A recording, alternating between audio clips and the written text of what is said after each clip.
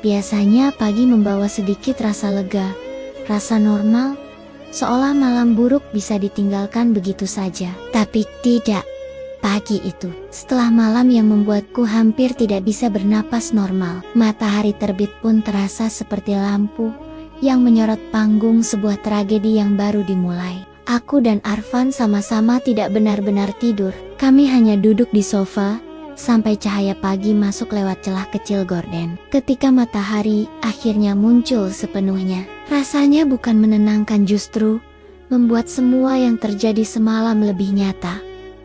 Arfan masih memegang ponselnya, jemarinya di layar, meng-scroll kontak, seolah berharap menemukan seseorang yang bisa menjelaskan semuanya.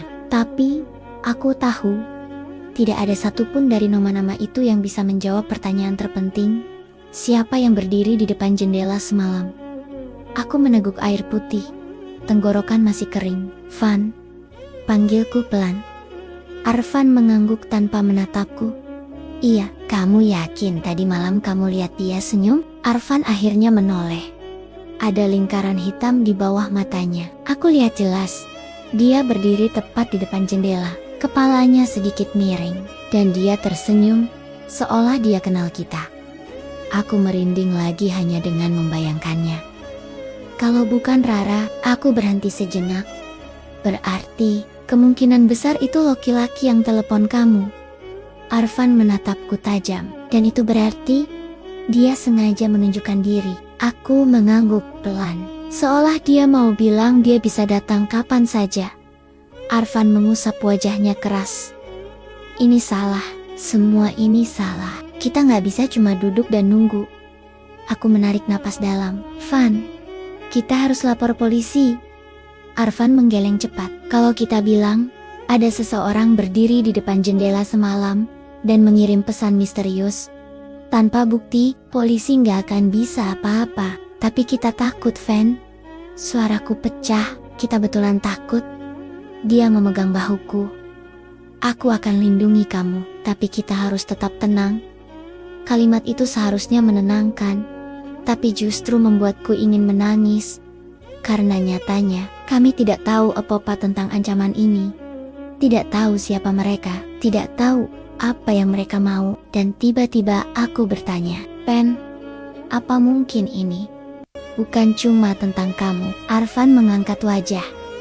Maksudmu? Aku merasa pesan itu mengarah sama aku juga. Orang itu bilang, aku harus jaga suamiku baik-baik, seolah dia tahu aku yang paling takut kehilangannya. Arfan menghela napas pelan. Itu berarti dia tahu kita. Dia tahu hubungan kita. Dia tahu bagaimana memukul kita dari sisi yang paling rapuh. Aku menggenggam tanganku sendiri, berusaha menahan gemetar. Van, lanjutku. Kamu yakin Aldo orangnya? Arfan terdiam lama. Lalu ia berkata pelan, kalau ini Aldo, dia sudah berubah jauh dari orang yang aku kenal. Aku menelan ludah. Apa mungkin Rara dan Aldo masih punya hubungan? Setelah kamu pergi dari hidup Rara, Arfan tampak memikirkan sesuatu. Wajahnya berubah, seolah sebuah kemungkinan terlintas, kemungkinan yang bahkan ia tidak ingin percaya. Van, panggilku. Aku baru ingat satu hal, katanya perlahan. Dulu, setelah aku dan Rara putus, dia pernah bilang sesuatu. Waktu itu aku nggak anggap serius, karena aku pikir dia cuma marah. Apa yang dia bilang? Arfan memejamkan mata sesaat.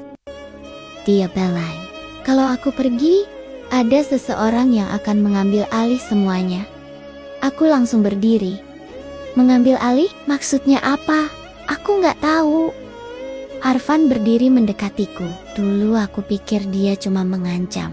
Tapi sekarang, setelah semua yang terjadi, aku menatapnya dengan ketakutan yang semakin nyata. Van, jangan bilang Rara pernah cerita tentang kamu ke Aldo.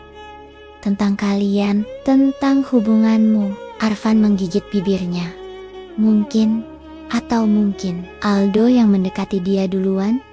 Aku merasa kepalaku berdenyut. Lalu, tanpa peringatan, ponsel Arfan berbunyi lagi. Nomor tak dikenal. nomor yang sama seperti semalam. Arfan menatapku. Kita angkat, aku mengangguk dengan jantung yang berdegup kacau. Arfan menekan tombol jawab. Halo. Tidak ada suara. Halo.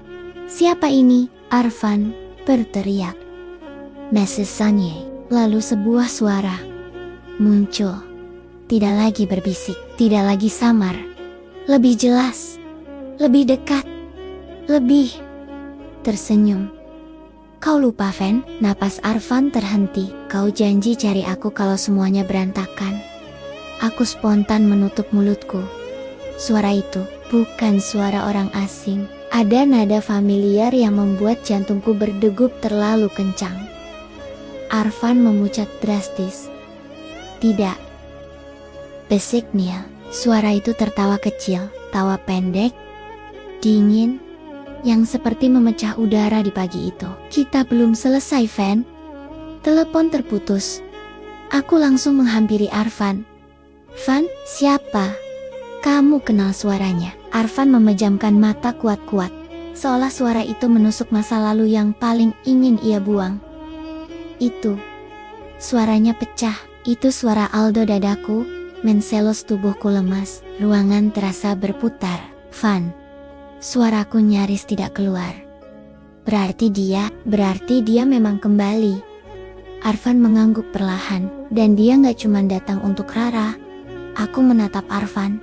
Detik itu aku tahu, bahaya bukan lagi sesuatu yang samar.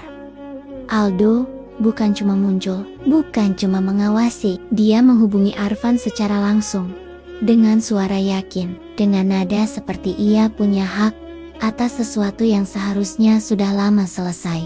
Aku menggenggam tangan Arfan. Van, kamu pernah janji apa sama dia? Arfan menatapku. Dan untuk pertama kalinya, aku melihat ketakutan yang sebenarnya di matanya. Aku pernah janji, katanya, dengan suara gemetar. Kalau aku ninggalin Rara suatu hari nanti, berhenti sebentar, aku akan kembali mencari Aldo. Waktu seakan berhenti. Apa maksudnya, Van? Apa yang terjadi? Sampai kamu janji begitu? Arfan tidak langsung menjawab. Dia memalingkan wajah, napasnya berat. Aku gak pernah cerita sama kamu, karena aku pikir masa lalu itu gak akan kembali. Aku langsung merasakan bulu kuduku berdiri. Van, bisikku. Apa yang sebenarnya terjadi dulu? Arfan menatapku.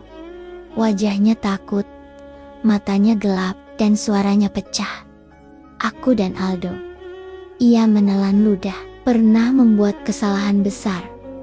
Aku menahan napas. Kesalahan apa, Van?